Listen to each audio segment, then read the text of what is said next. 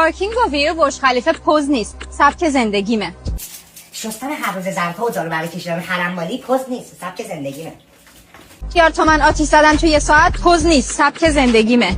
این که نداری و بدبختی و یخسرت به خودت خالی و شوشوت به خودت پول نداره ولی هر روز هم دلش میخواد تخت مرتب کنه پوز نیست، سبک زندگیشه. تو ویشلیست قرمز برای خرید کلید پوز نیست، سبک زندگیمه.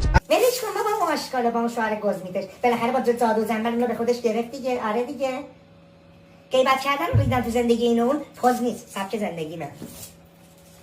و در آخر اینکه شما آشکارا میخواین با این تجملگرایی و پوزی که دارین زندگیتون رو به رخ ما بکشین، سبک زندگیتون رو به رخ ما بکشین، پوزه. سبک زندگیتون نیست، پوزه. من ریدم تو پوزتون، من ریدم تو زندگیتون. آشکار فکر کردی من نمیدونم تو دبی به خودت چیکار میکنی؟ اصلا چند پرسی رفته اونجا به خودش ناخن کار یا میکاپ کاره. چند بار خود من پیشنهاد دادن قبلا قدیما بیا دبی. اون موقع من از دبی به خودم جسم بودم، تو آشکار کجا بودی؟ سبک زندگیمه.